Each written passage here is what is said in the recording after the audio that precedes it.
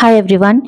In this video, we will see section 27 of the Chartered Accountant Act 1949, which is maintenance of branch office and which is one of the most important topic in professional ethics of CA final auditing.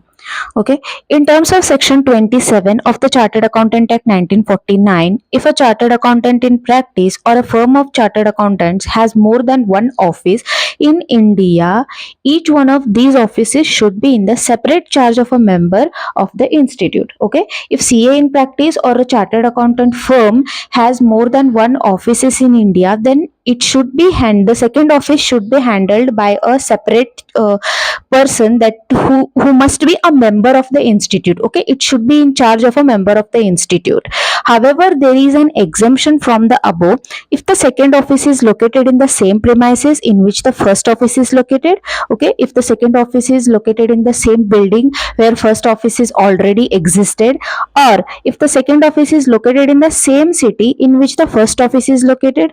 Okay, if the first office is in Pune city and if the second office is also in Pune city, then there is no need to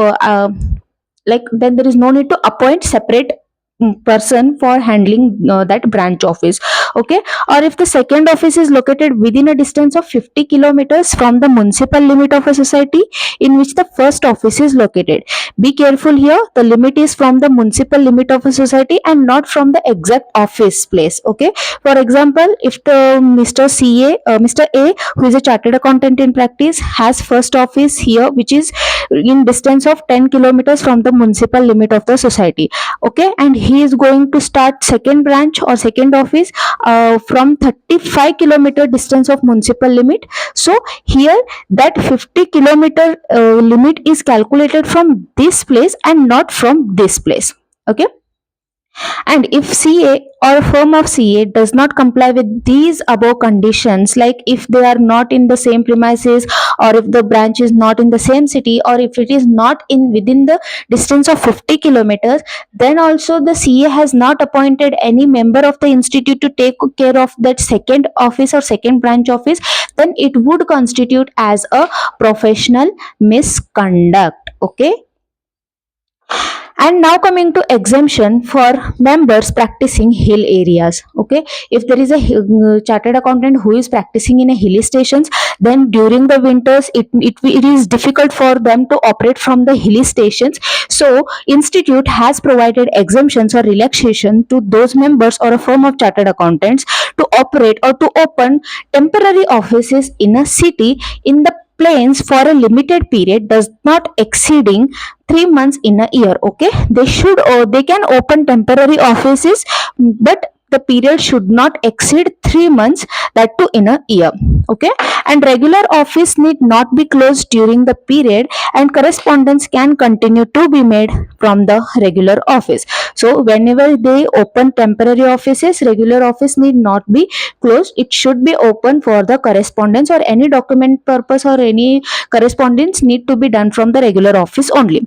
And name board of the firm in the temporary office should not be displayed at times other than the period such office is permitted to function as above.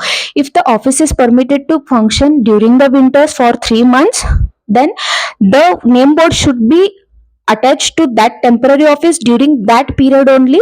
But when they close that temporary office, then the name board of the firm should not be displayed in the temporary office at other times. Okay, and temporary office should not be mentioned in the letterheads, visiting cards, or any other documents. Temporary office address or temporary office should not be mentioned in any of the documents which is related to CA main office, like letterheads, visiting cards, or any other documents. It should not be mentioned the temporary office address.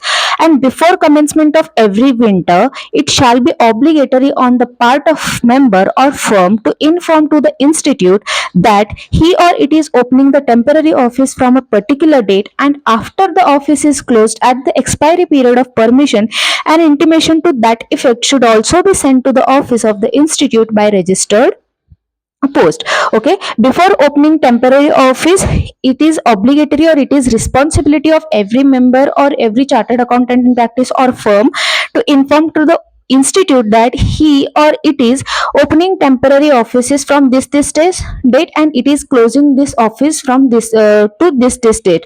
Okay, be it whenever it is opening the temporary office and whenever it is closing the temporary office, it is mandatory for the member or firm to inform to the institute via registered post. Okay, these are the some brief information related to section 27. Now we can expect questions from this topic or this section, so study carefully and enjoy and give your exams and excel with full marks. Thank you so much. मिलते हैं next video में.